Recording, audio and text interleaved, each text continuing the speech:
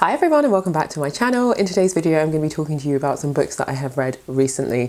These are all books that I've taken from the library and they are all due back, so I hope I'm going to return them next week. But I thought in the meantime, whilst I had all of them here, whilst I have them in physical form, I would just talk you through them. There are 2 1-star books in this pile, and I even believe a 1.5 star as well. So yeah, not a good batch. So I think these are the ones I'm aiming to talk about, maybe bar one. I'm not entirely sure, but we'll see what we get through. So I'll just start with this one. This is Kill Your Darlings by Peter Swanson. I've never read a book by this author before, but I think this was something that I saw on Goodreads and I thought this sounded really good. It's like a thriller kind of murder mystery told in reverse. So you start, I think 2024, 2025, and it goes all the way back to, I believe, like 1991, I want to say. And so it starts off where, you know, the blurb is like, the first attempt at killing her husband was the night of the dinner party. Then it says, after 40 years, Tom Graves has become a disappointment to his wife. He drinks too much, and reasoning that her life will be better off without him, she starts to think about the only way to bury the truth is to bury her husband with it.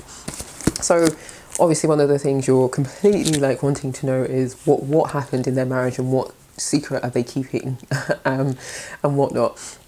And it is pretty apparent that like her husband is kind of like, so he is a lecturer. I cannot recall what she does, but she released a poetry collection many years ago. I think she might also work in academia as well. It might be that, yeah, they're an academia couple, but she works in maybe a different faculty or something like that. They have 1 child together and they also have a cat. In each kind of chapter you go back to the previous year to see like kind of what was happening in their marriage, and you kind of, as you're kind of going along with the story, you find out that they met when they were teenagers, I think maybe like 15, 16 or something like that, and then they lost touch with each other and then they met again. She had a previous husband who passed away, and kind of, I guess, a bit after that, that's when she meets Tom. So obviously it's one of those stories that you can't give away too much without like spoiling like what actually happens in this book. And I will say what I will give this book is, I think it's written quite a good way that like, even though you want to know like what is the secret that they're both holding, I think the story sustains itself enough in the different chapters in what is happening in each year that like those sections feel interesting, that you're not just trying to flip through the pages so that you can find out their big secret.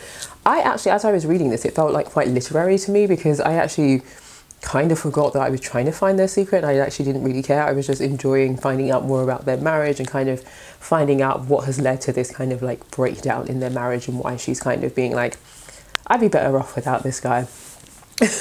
One thing I will say about this book is I mean, halfway through when they were talking about something, I was like, okay, I think I know what it is. Like, you know, and I think based on what I said, you might also like be able to guess. The only thing that doesn't make sense to me is, I guess, Wendy's act of what she's thinking now. And I don't want to say anything because then it will spoil it for you. But I just kind of think, if I were you, Wendy, I'd probably be thinking twice about something like this, because, but that is all I would say on this. I did think it was actually quite interesting. It captured my attention. I never felt bored like reading through or anything like that.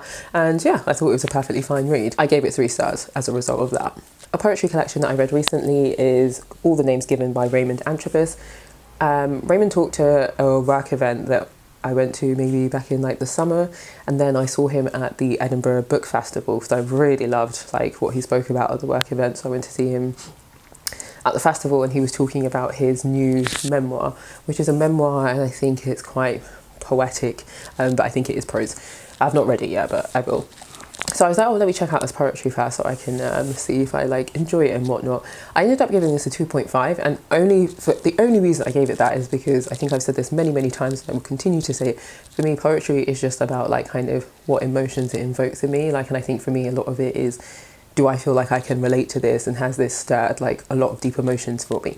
And like, this didn't. I didn't think it was badly written. I don't think it's a bad poetry collection. I just think from the viewpoint of like how much I enjoyed it, how much I related to it, it wasn't fully there. So I gave this a 2.5. I think it's 2.2 stars on Goodreads, but 2.5 on Storygraph. I think in terms of the style of his poetry, very nice, very accessible to me. And actually, touching on the point of accessibility, I went to a poetry event with my friend, and the poet was Len, I think her name is Len Penny. She does the Scots Word of the Day on TikTok and Instagram. I've not actually come across this myself, but yeah, everyone knows her apparently apart from me. And there was something she talked about in the talk about kind of poetry being like kind of accessible, and you know how poetry can obviously seem like quite formidable because like a lot of it can be like, oh, well, what did you learn from it, and like, you know, did you understand the deep meaning behind it, and this kind of like analysis of poetry, which is very much kind of the way you approach poetry in school.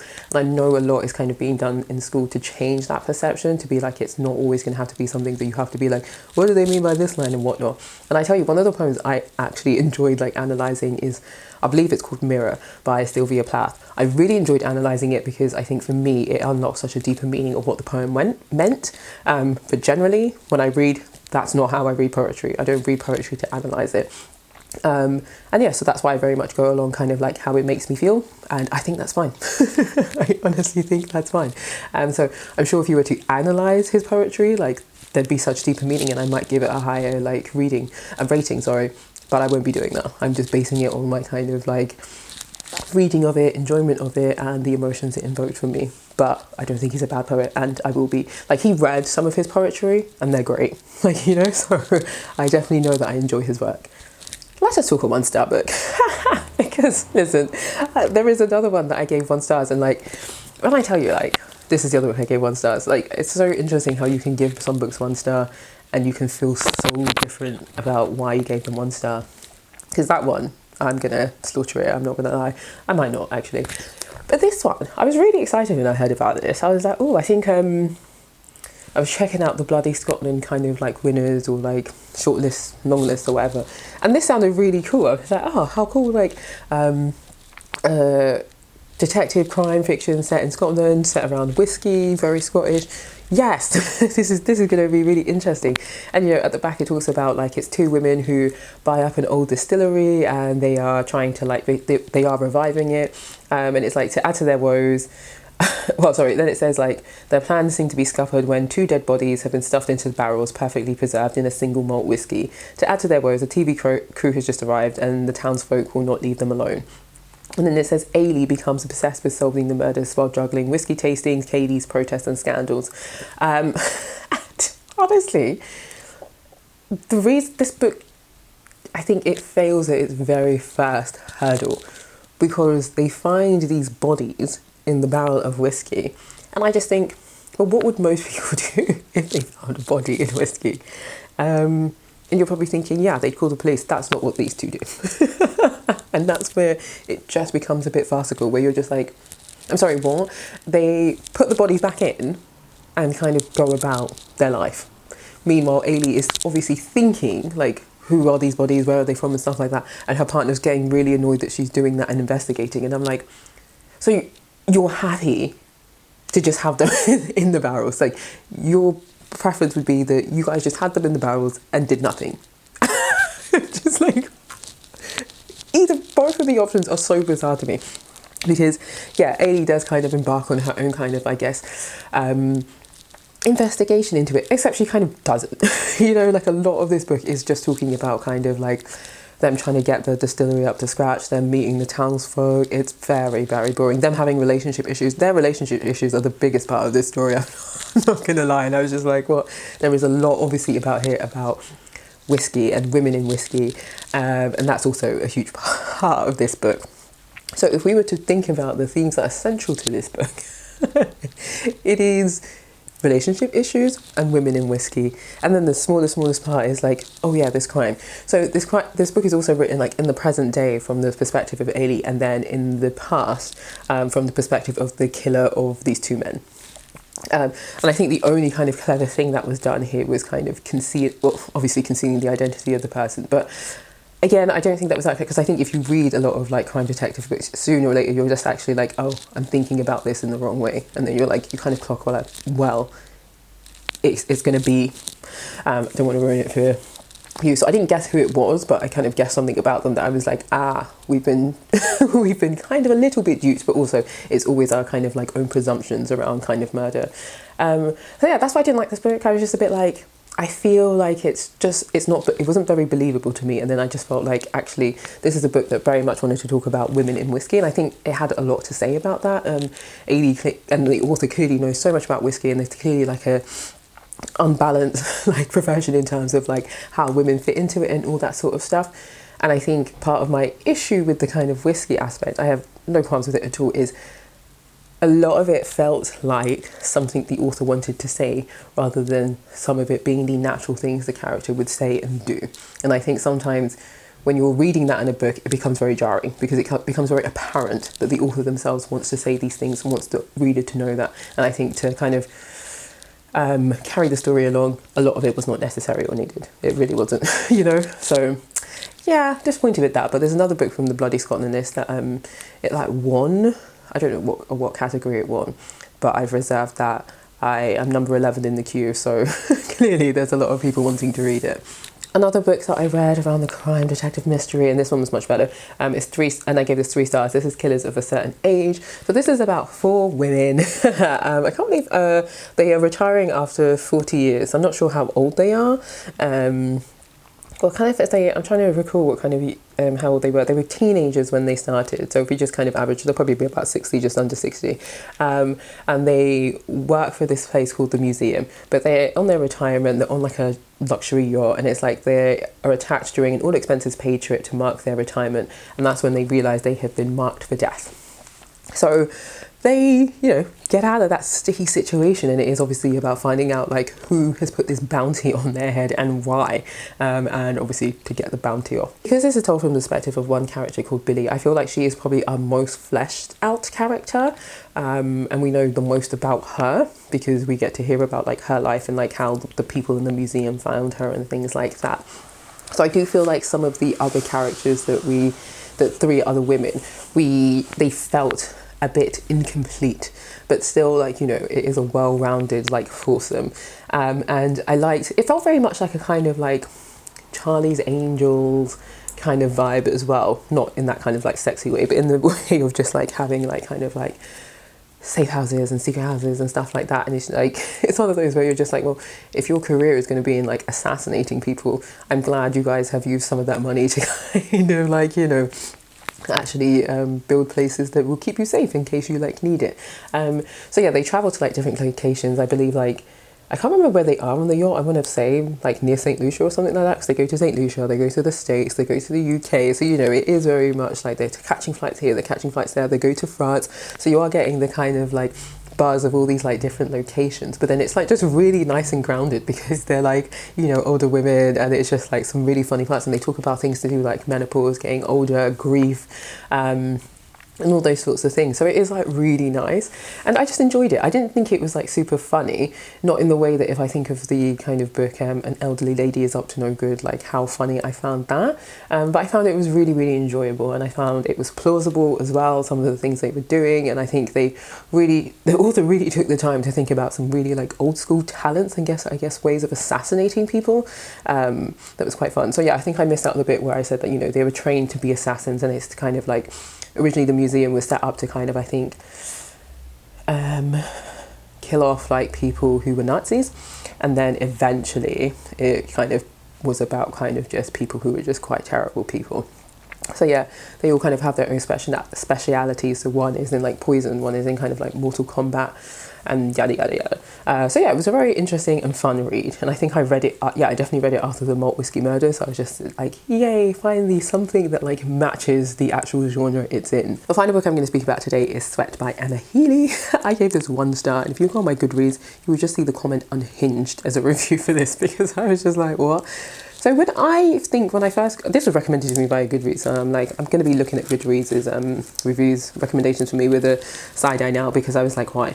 When I first read the blurb of this, I thought this was more like literary fiction, and then like I had to go back halfway through and see like what it was categorized as, because I was like, this is wild, and it is categorized as a thriller, but like even the categorization, knowing that after, it's not about really the category it's under. The categorization allowed me to be like, okay, this is why it's so crazy, but I just thought it wasn't plausible again, and I was just like, why are you right?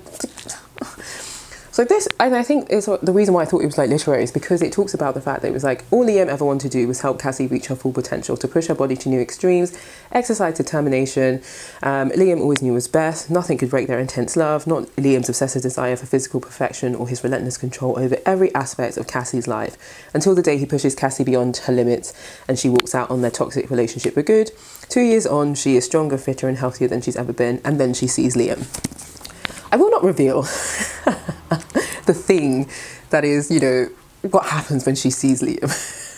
But it's honestly, I think it's within the first chapter or the first 2 chapters, and that is the first point of just like, but okay, you need something to explain what is happening. But I read it and I was just like, did we have a sensitivity reader for this book? Because I don't know about the representation here, but let me not speak on that.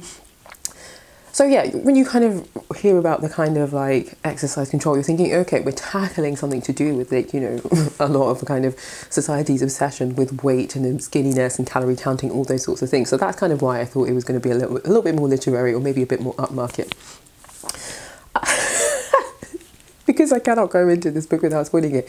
It just becomes a bit nonsensical. Like sometimes I was reading it, I was like, you go girl. Like, you know, it sounds like he put you through hell. Like you go girl, because you're getting the present day, but then you're also going back into the past aspects of the relationship. And it's the parts in the past that I think actually could have been a really good exploration of domestic abuse, because that's honestly what she is facing. Like, it's really horrific. And at points I had to put the book down because I was like, his behavior is disgusting. Like, absolutely disgusting. Like, I couldn't even believe like some of the things that I was reading. I was like, that's so awful. Like, I felt so sorry for this made up character, because I was just like, so those aspects I thought were great. They were well written, and I think they really showed you the extent of his control, the extent of his behavior. And actually reading some of it and just how he was also kind of that way and critical with himself, I was just like, I also do believe there's something wrong with him as well. Not that it gave me any pity for him because of what he was doing to her, but I was also like, he's also like quite unwell. But this book just descends into more unhingedness. Sometimes when she was doing stuff, it was quite funny. I won't lie, I was just like, yeah, do it. But it just became, yeah, like I say, it wasn't plausible. And I just felt like, I don't know that this is the road that it would go down. But, you know, that's when I was like, let me just read about like kind of the context for this. Because then I was like, this is a bit mad. And then when I was like, okay, it's a thriller. Okay, it's maybe a bit meant to be a bit unhinged. But I just thought it just took it too far. It just took it too far. And I think we hadn't seen enough of like Cassie's own personality to kind of really believe that that's where she would go. But who knows, under the kind of like trauma that she's dealing with, maybe that's where it goes. I think the other thing I didn't like about this book is there's only one likable character in this book, and it's her friend. The rest of the other characters, her mum is horrible, Liam is horrible, Liam's friend is horrible. Like, and it's also like, it's not even like the things she's doing is unbelievable. There's a scene where she's talking about what one of Liam's friends does, and I'm just like, I feel like in these situations, people might not speak out to the person, but I don't know that as a friend, you are willing to get a kidnapping charge because your friend has broken up with his girlfriend. That just might be me. I'm just saying that. So it just like, when we saw the little things that other people were doing, I was just like, I also just don't believe it. Like, I can believe she's unhinged and he's unhinged. Everybody is unhinged. I couldn't do it. So yeah, I read it, and then we get to the end and I'm like, it's one, deeply unfair, but two, just even more unhingedness. I was just like, nah.